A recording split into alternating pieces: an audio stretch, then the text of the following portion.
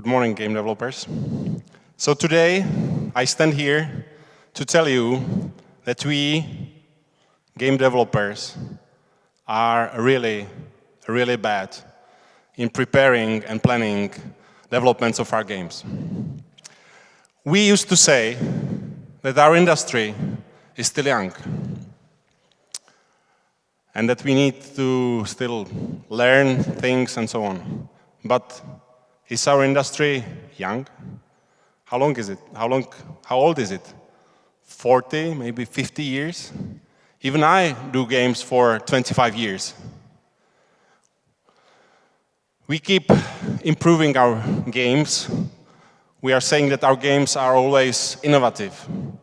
There is always a need of making new technologies, new features, new systems, and sometimes we don't know how to do them. So we experiment, we somehow do it, then we test it, we play, and somehow, sometimes it works.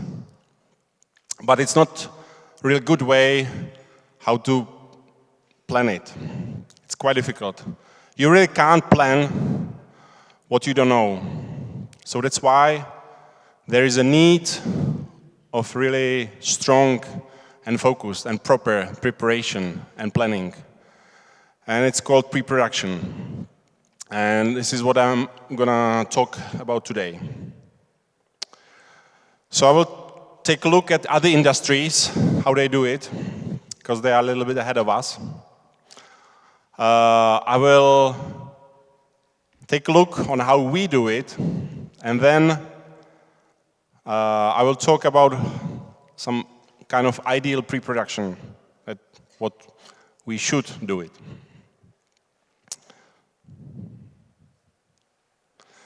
So this pre-production, what is it? So imagine that you have nothing at all, maybe just an idea, and you want to create something big, something large, something ambitious, something that you can't do on your own. You need help of people, tens of people, hundreds of people, maybe thousands of people. So you need to think about how all these people will realize your great idea, how it will be done, what tasks need to be done, in which order, and so on. And this is pre-production. So first we will take a look at the car industry. Car manufacturing, it's an old major industry, and cars have been produced for over 100 years. Modern car is quite complex machine. It's a connection of smart engineering and a lot of designs. And preparation for production requires a lot of prototypes, engine, construction, safety features, visual designs, and each goes through testing, iterations, improvements. There is also preparation applied on the mass production of your new cars, setting up processes, pipelines, automatization, checklists, quality control mechanisms. And in the end, there is a flawless production.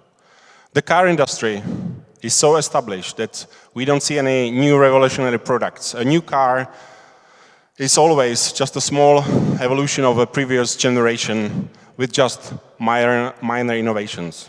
Well, mostly. Well, another example is pre-production in architecture. And I mean preparation of unique, ambitious buildings for a specific client. It starts always with talking, thinking, designing. Then prototypes are made on paper, in 3D, as paper models. Innovation can be achieved with new materials and technologies, and these are tested and proven in advance. And then everything is drawn into a blueprint that uses unified descriptive language that everyone on the construction can understand. And part of the preparation is also a thorough planning of the whole production, including the order of tasks, their dependencies, logistics, even weather forecast, time for solidification of materials, and so on. And then production starts with hundreds of workers and expensive machines on site. Architects and construction managers supervise the whole process, resolving issues and problems that can arise on the way. The analogy of filmmaking is probably even closer to game development. It starts with a concept, an idea, a motive, a theme, and evolves through a short story into a full script. Then the script is broken into a storyboard. There are sketches of props, concept art, lighting, whatever, mood boards done. Preparation starts, casting of actors, choosing locations, designing the set, props and costumes, simply everything that will be used and seen in the movie. And there is also planning. What will be done, when and how, synchronizing the work of hundreds of people. Innovation still happens, but it needs to happen in pre-production. And once everything is prepared, the production can start. Film is being made. And then, in post-production, all the footage is processed, edited, and finished. With games, it's similar. Pre-production is essentially and urgently needed. But we, as game developers, always have many reasons and excuses why to not do it properly. The difference is that video games consist of technological frame, which is filled with artistic content. It can have narrative value or just an experience. And this experience of a video game is formed by the interactions and feelings of the players. So it's personal, unique, and that's why it can be stronger than any other medium. But this is also a complication, because games can be so complex that they differ every time someone plays it. So there are thousands of possible ways and outcomes and different situations. So we as game developers need to let various players test it to see how it really works. And you can only judge it when it's all connected together. So I would say the best way how to test your game would be at the end of the development. So finish the game, then let many people play it, and then see what it needs to be changed and improved. But does it make any sense? Well, changing the product when the production is finished or in full process, it's practically impossible anywhere. What do you think? But, you know, the reality is that it still happens in game development. Tens or hundreds of people worked on the game, and then later in the production, someone realizes that there needs to be some changes. So we trash our work and we rework other things to make it different. And the reason is there to make the game better, obviously. It will be much more improved, but it's crazy, right? So what is your experience? Do we have any game developers here? Have you finished a game? Hands up, who finished the game?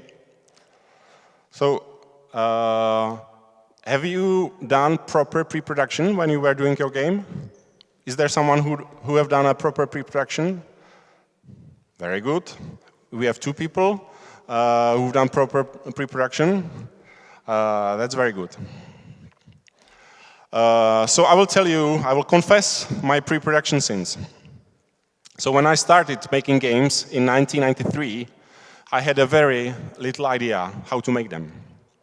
And the concept of pre-production was obviously completely unknown to me.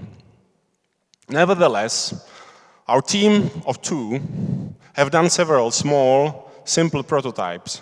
And then my friend, who was a programmer, created some tools and quite, I would say, an engine for making games. And it was called Adventure Games Editor. And this might be seen as an act of wise pre-production. And then the content of the game, the backgrounds, animations, scripts, everything, was then made organically, over a longer period of time without any plan or without any preparation. But it was okay. We're just two guys. With the game Vietcong, which started early 2000, with a team of around 20 people, we did quite a lot of preparation. We studied the war in Vietnam, read some books, and watched some movies. I arranged visits of archives of military museums to get hands-on of the original weapons, so we filmed it. I sent 2 team members on an expedition to Vietnam to capture the environment, because at the time there was no Google, you can't find pictures on the internet, so we sent guys there to photograph everything. And also, significant technological problems and preparations have been resolved before, very early. But the game was somehow mashed together without a plan. Near the end of 3 years development, I still had very little idea how some parts of the game and story will look like. But with some hard work and over time, we nailed it. With the add-on that we did, which was called Fist Alpha, things were planned quite well, prepared, and successfully executed in probably 6 months, so that was cool. With Vietcong 2, in 2004, with a team of 45 people, I really wanted to make a proper pre-production. So story and characters were fleshed out from the start. The game was divided into chapters and levels, and a lot of concept art, sketches and plans. We had early gameplay prototypes of all levels. It was great. But unfortunately, that was not true for the technology. Game art and levels have been already produced, and then we somehow decided that the technology needs to be rewritten.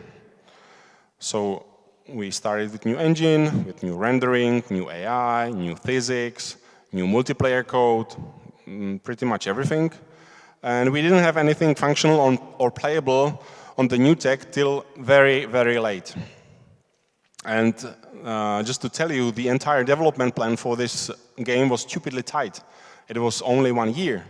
Well, it took us about 18 months to finish it. But still, it was filled with a lot of crunch, and it was still not enough time. The game was rushed and not working really well. When I joined the team of Mafia 2 in 2008, the game was already about 5 years in pre-production. And I was impressed with the level of documentation, research, and preparation the guys have done. There was pretty much everything. Well, except the functional tech.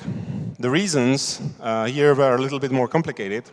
It was related to the fact that the team has chosen a commercial engine, but this engine was sold to a big corporation, and then also a new generation of consoles have appeared.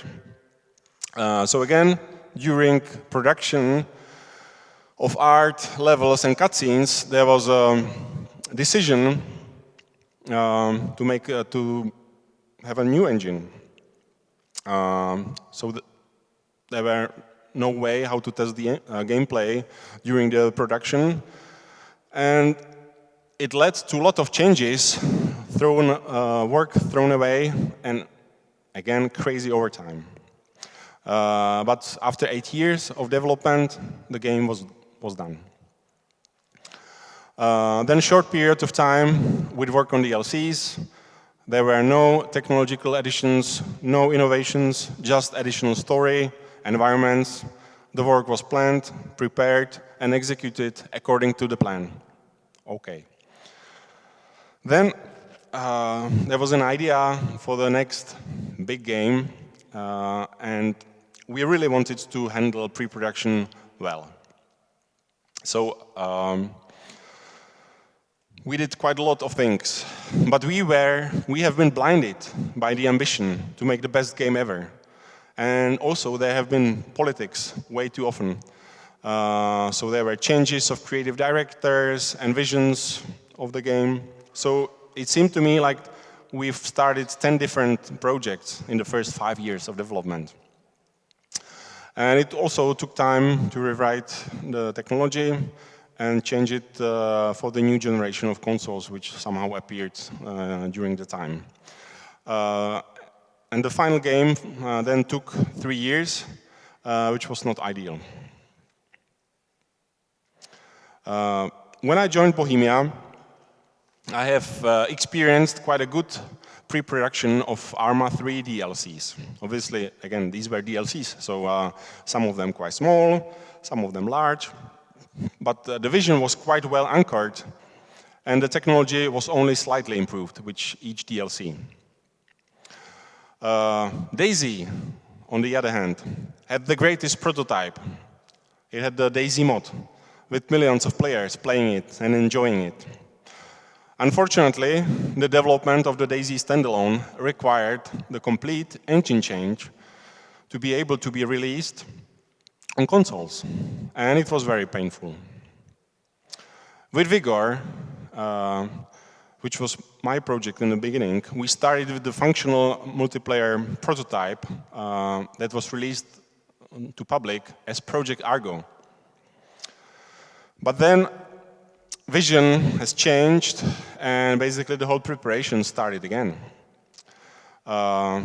We decided to not support esports, squads, or competition, just focus on the experience of the players. This time with commercial engine for Xbox and also new business model. Despite many problems, game is released, but it's not great. But it's freemium, so the development continues. So these are just my experiences. I hope yours are better, but from what I've heard, discussions with many developers, and what I also read in articles or books, I think others have similar problems too. Which again leads me to thinking that we are really terrible in preparation and planning of our games. But it's possible to change it. I have a dream that one day all game developers will be able to prepare for production properly. The engines will be ready, technology is prepared, the creative people should be not wasting time with mundane functionalities, polishing untested crap and reworking trashed work. Instead, we'll be making games that are supposed to be fun to play and games that have meaning.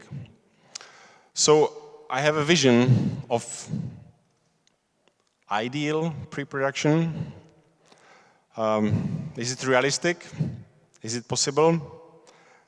Maybe. Nothing in this world is ideal, but we can try. Maybe some bits can be applied.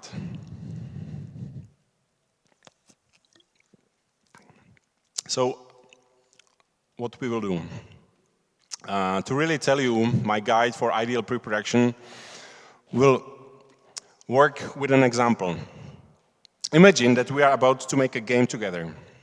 And let's do an ambitious game. Let's do an open world game in the city. And what should our pre-production cover? Basically, we'll talk about these phases.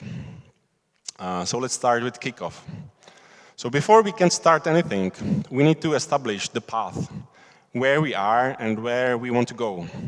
And we do it by answering some basic questions. So first of all, who? Who will be the people that we have in our team? We should start with just few people, but very senior, experienced, very talented.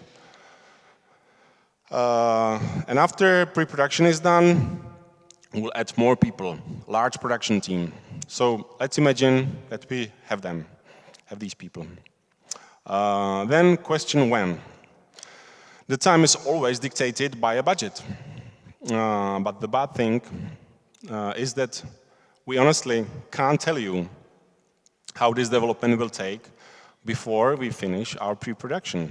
So if you want to know how long we will be developing the game until you finish your pre-production, you have absolutely no idea. So let's imagine that we have a good investment for our ambitious game. And we will dedicate, I don't know, 3 years to pre-production, and then we will see. I know, tough idea, but probably realistic. Then how we will make our game? Our game will be very demanding. It's open world game. We want to release it on PC and consoles. So the question is, should we use a commercial engine or make our own engine and tools? Well, it's quite a difficult question, right? But let's see. Do we have a team of 20 senior programmers that are doing our own engine tools for the last 5 years at least? If yes, then we'll go with our own tech. And do we have at least 5 senior engine programmers who have been modifying Unreal Engine for the last 3 years for the usage in the open world game? Well, if yes, then we can use Unreal. It's easy, right? So, and then obviously question what we will be doing. So we said we will be doing open world game in the city. So I like military themes, I like crime and detective stories, I like history. So let's make a game that's part of a history.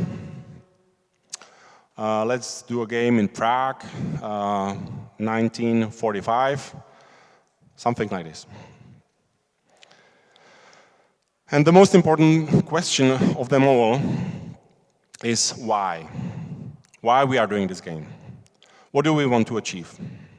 How we are going to measure that we are successful? So we really need to think about this. It's the most important question.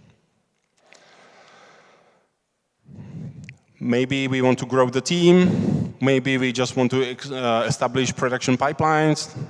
So we are prepared for making the next game, which will be even more ambitious.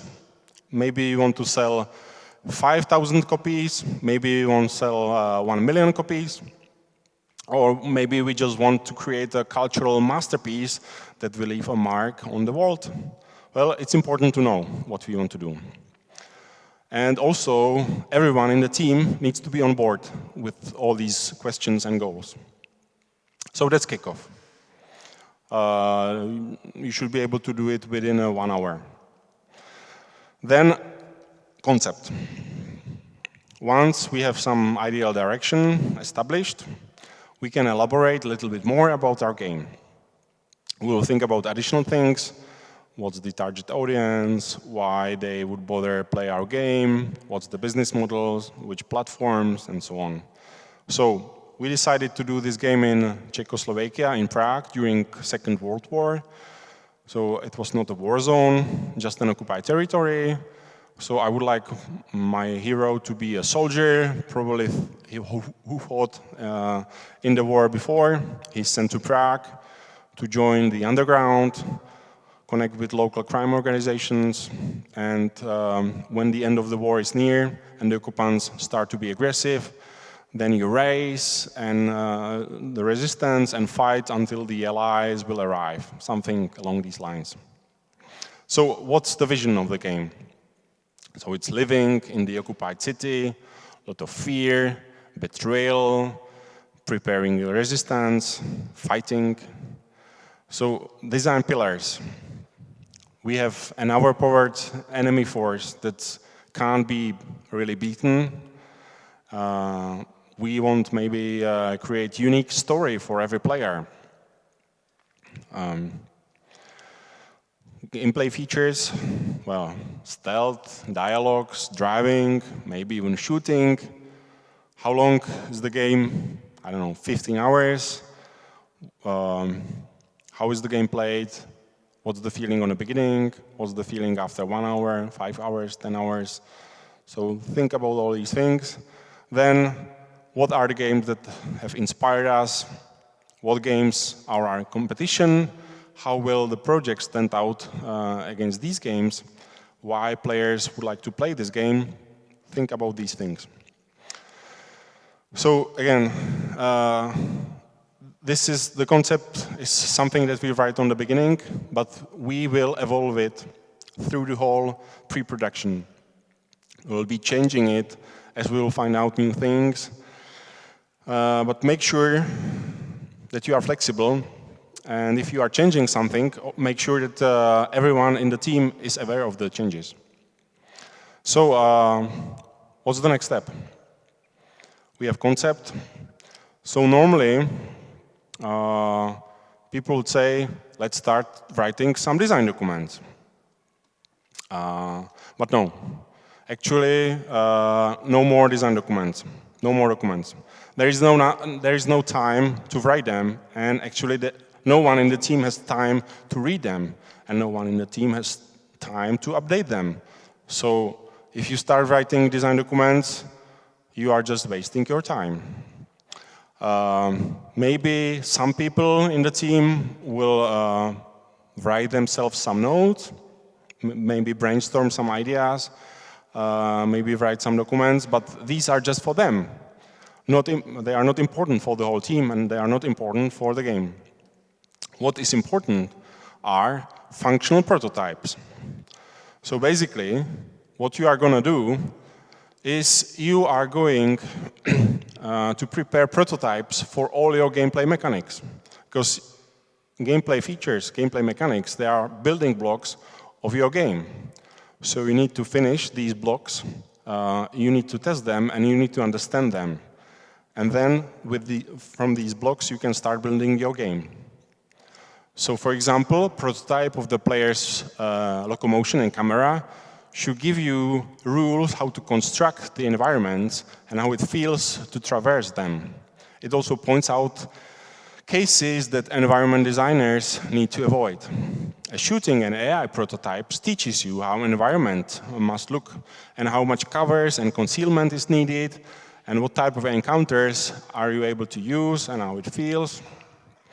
Driving prototypes of various types of driving, casual driving, tailing, chasing, whatnot, helps you to understand the needed structure of the game world. Sizes of the roads, angles, how much dead ends, all these things. And then you have some secondary gameplay mechanics that work only for adding flavor and diversity for your gameplay. So for these, you don't need that much care, because you may add them later, or if they don't work, you will just cut them. And basically, all these prototypes are used to prove the intended gameplay, how it can be achieved, and that you can count on it.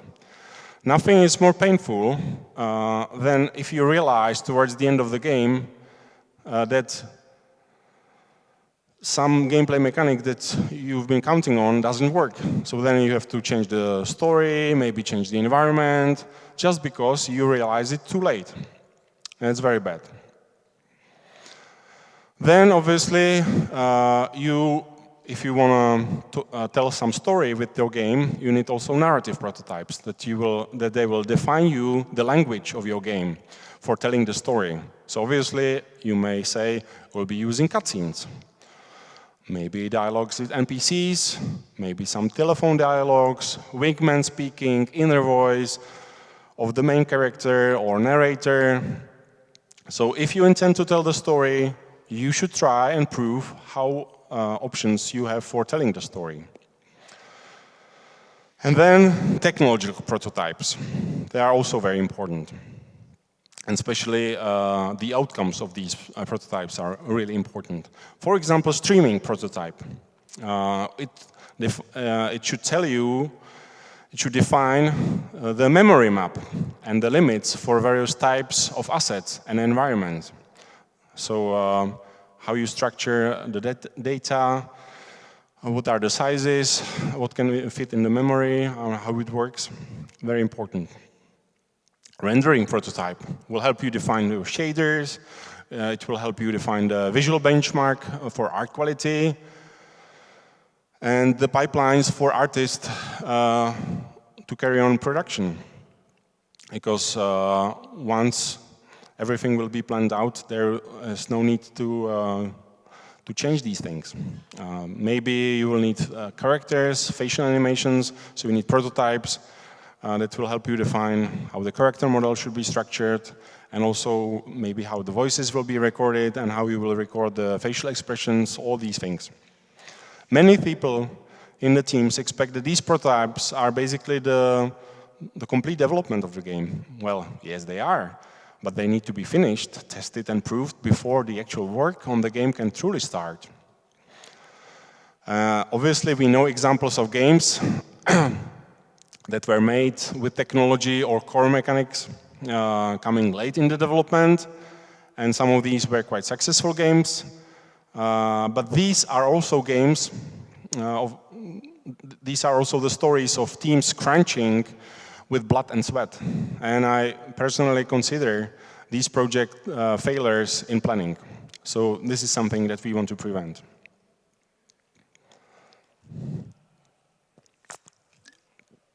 So once the prototypes are coming together, we can go to the next phase, which is called the vertical slice.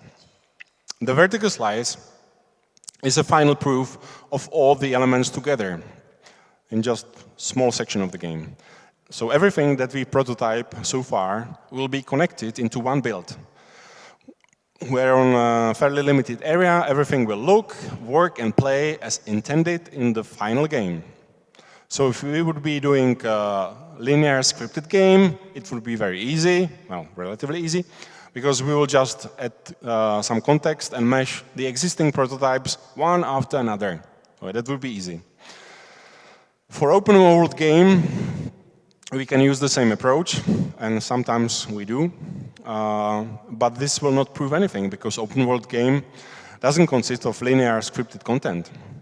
In the open world game, everything is accessible from every direction. So we need rules and systems that will trigger and spawn events and quests in the world. And we need systems that will load and unload the content as players go by, systems that will react on what players is doing. These systems are quite complex, and we need just the basic version which will support at least some situations and create at least basic impression how it will look and work and play. For vertical slice, we also want to test the final look of the assets and animations and visual effects. It's for us to prove that our workflow, performances, and memory are all right. So again, some people, especially programmers, are wondering if a vertical slice means a finished game. Well, in fact, technologically, it must contain a finished functional core. That's the purpose of the vertical slice. Work on the vertical slice is not possible to plan and execute properly because we are experimenting with many things. It's more of a search or a journey, and usually it's much easier if we take our previous game as a foundation for a good vertical slice. And then, as the opposite of the vertical slice, we are doing horizontal slice. This slice shows us the game in the full scope, complete environment, full narrative flow, all the missions, but maybe unfinished with just some placeholder content. So you can imagine it as a line of what player can experience from start to the end. Ideally, horizontal slice should be playable in the build because it also gives us an idea how long, distance, and diverse and interesting the game will be when we are playing it. The full flow can be sometimes presented in a prototype, in the build, that is outside of the game, just with a text or a simplified graphics, where we have the choices and branching outcomes of the endings. And we can basically imagine it as some kind of interactive script. And it's also always good to accompany the horizontal slice with various charts. For example, charts that are showing the narrative arcs, charts of the tension, structure, and dependency of quests and missions.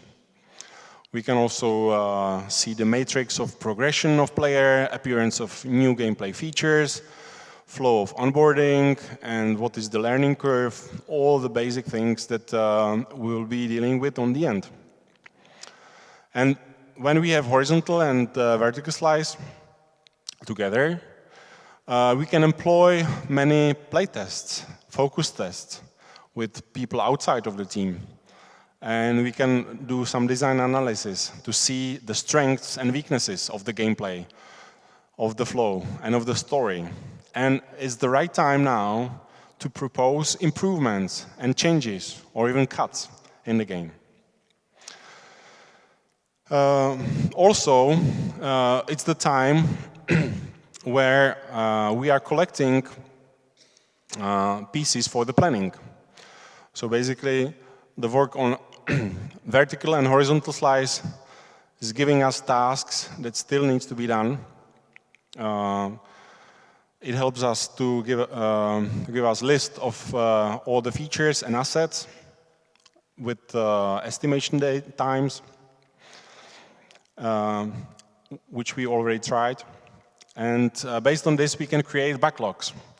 We can consider workflows, list of dependencies, and think of risks. With this information, we can also, for the first time, start defining the first realistic overall schedule of and production roadmap. And we can also measure the scope of the game, which is contained in all the backlogs, with the capacity of the team, and propose cuts of the content or changes in the time, or ramping up the team size. And only then we can seriously and realistically plan the production of the game. And this is where production should really start. Obviously, we may be doing some pieces of production before, but at this point, we can really start making our game. So, it sounds quite complicated, right? And yes, it is complicated. It's game dev. So to sum it up, we need finished technology. We need playable prototypes for all gameplay mechanics and features and systems. We put together vertical slice to test the experience. We put together the horizontal slice to test the flow and pacing. On the way, we will learn how to create all parts of the game, and we will create a complete plan of the production. And we also cut things sooner than later. And we also know our goals, and we are ready to change them if needed. So that's all what I wanted to tell you.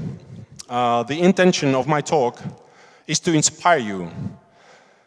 And if it means that you will write less design documents and start prototyping sooner, faster, and more often, then I have succeeded. And if it means that you will make better games without stress and crunch, then it's great. I know it's difficult. It's super difficult to make preparation and planning of the game properly. I myself been failing to achieve it so far, but I keep trying, and one day I will do it. And I hope you will too. Thank you.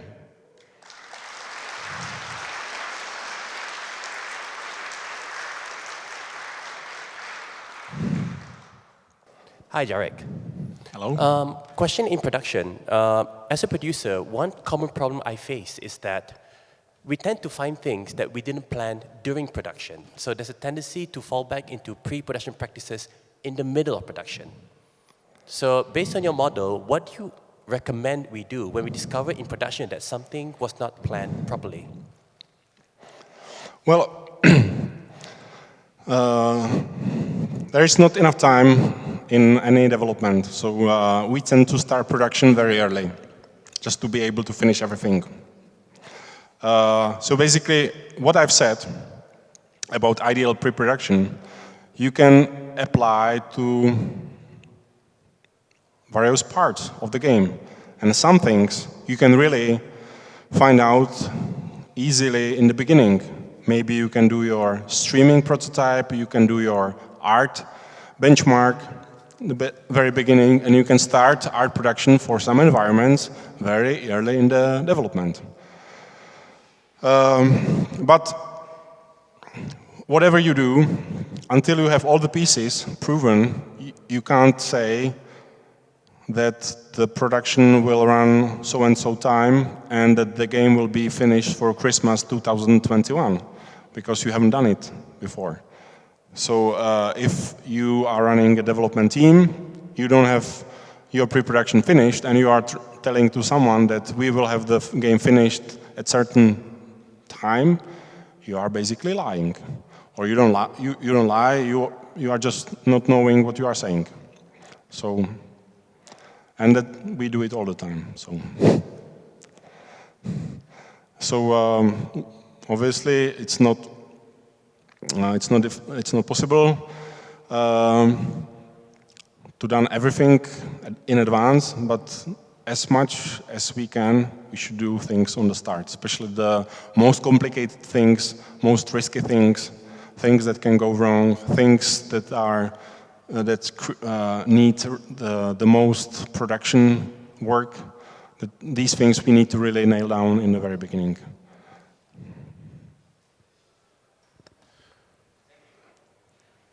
Are there some more questions? Okay.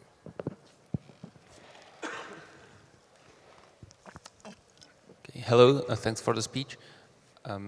You said that despite your over 20 years experience of game development, you still failed to achieve the ideal pre-production. Where do you see the reasons for that? Why you are not using it, or you're probably trying to using it, but why you failed, as you said as the last sentence of the speech? Well, if you remember, I was describing it, what failures happened in each project. So there's always something.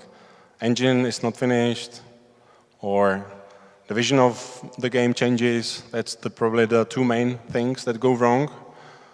And thanks to commercial engines, hopefully you will not need to create your own tech every time you make a game. Vision, it can change obviously during the development, but if you think about it properly, maybe you don't need to change it. So these are I would say, the two main things. And then basically, the fact that you don't have the game playable soon enough means that there are some problems that you will need to resolve, some changes you will need to do. And once you do changes, artists will probably tell you that if they have textured, nice quality art with all the shaders set up, and then level designer comes and says, I need changes, they won't be happy because they spent days or weeks and months on this. So that's.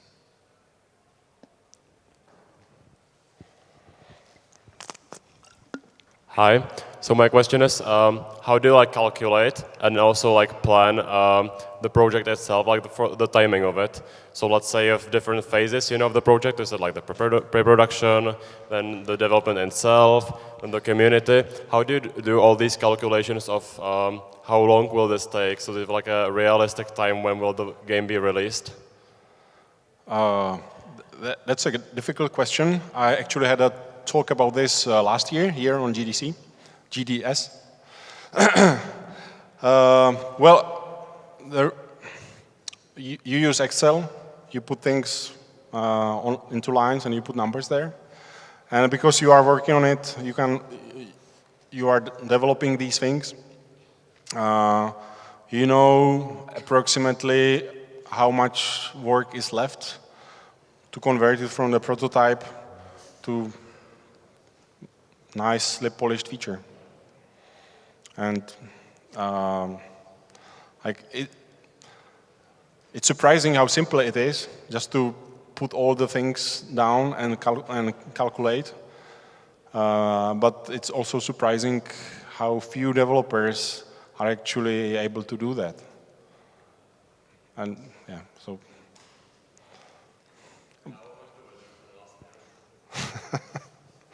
Not sure if it's on the video, but yeah.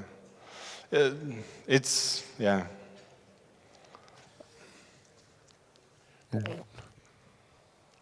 Raise your hand, please. Hi. The question is, can we get slides later? Sorry? Can we get slides? Well, slides you can have, but they are just pictures. Yes, but like there's some good checklists. But also I have like one good pre-production tip that really worked for us, and with which you can like kill two birds with one stone. It's I think it's especially good for indies to do your plan your vertical slices and as a conference demos or pitches and demos, and you also solve a lot of questions for the tutorial and stuff, and it really worked well. So absolutely. Using your vertical slice as a demo version for conferences, it's definitely a good idea. You can also create a small game that will work as a vertical slice for your next game, which is also a good idea. You know, there is a company, they are doing this big open world game, and 1 year there were new consoles, so they created a table tennis game just to see how the technology works on these new consoles. They released the game about table tennis, although they are doing open world games. And next time they realized that their basic gameplay mechanic sucks, the shooting is terrible, so they created an action game that is to basically prototype the shooting and camera. I'm talking about Rockstar, if you haven't understood it. They created this table tennis, they create Max Payne 3, just the prototypes for shooting and locomotion of the player for GTA 5. It's a clever approach to these prototypes and tests.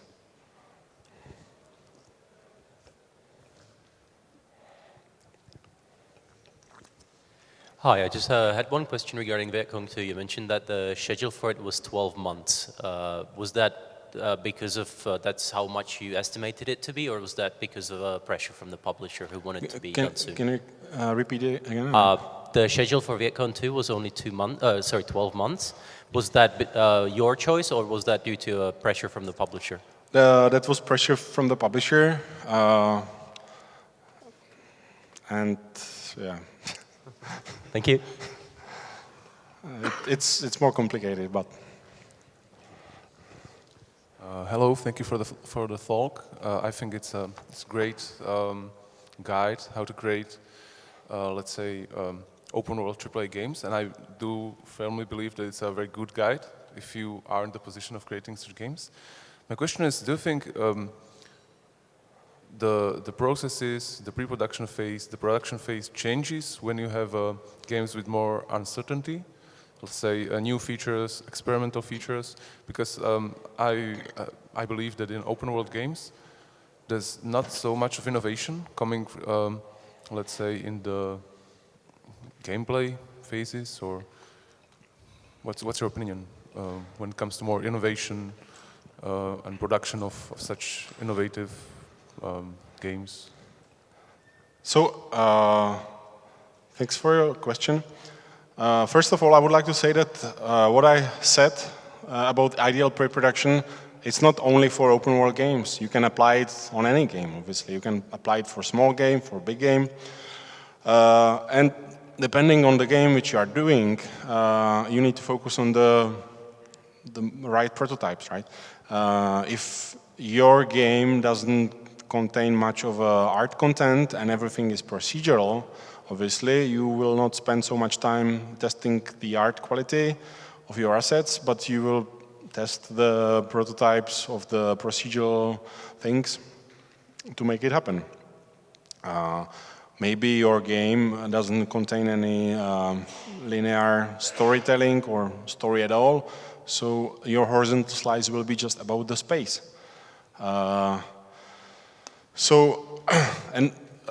Games where things are happening like occasionally, depending on what player does, where is player going. This is again a different type of approach, different type of gameplay, and especially for this, you need to create a prototype that will really prove this kind of behavior of the game. So if you can be doing a 2D platformer with this kind of thing, and you may be like spawning events there, and you test it, and then you may probably change the vision of the game a little bit because you found out that something which you expected to work isn't working, but you found out other things that you were not aware of, but they are functional. So that's how you process through the pre-production.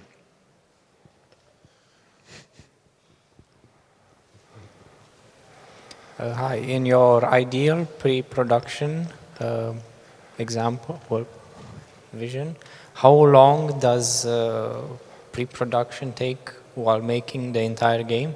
Because it sounds like it could take like 50% or even 80% of the time when making a gameplay heavy game, because then you just have the polish and that's kind of it.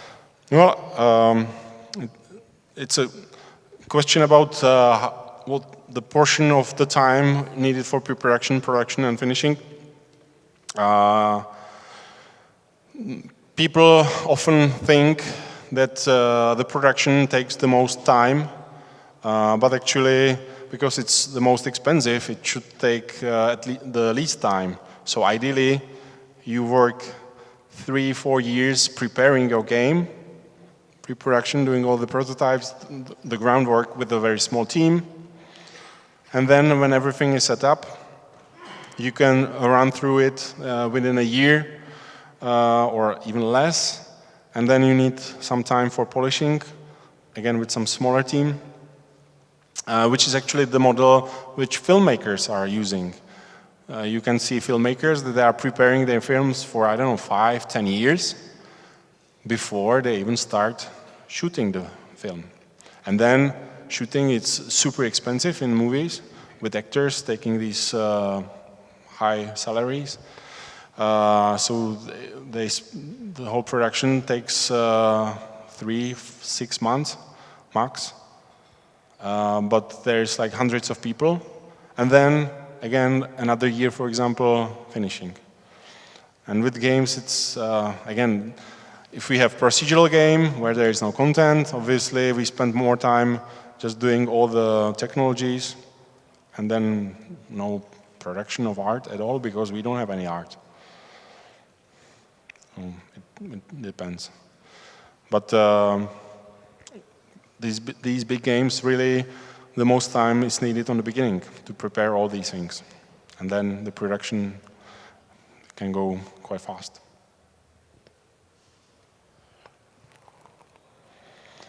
All right, we have time for one last question. That's over there.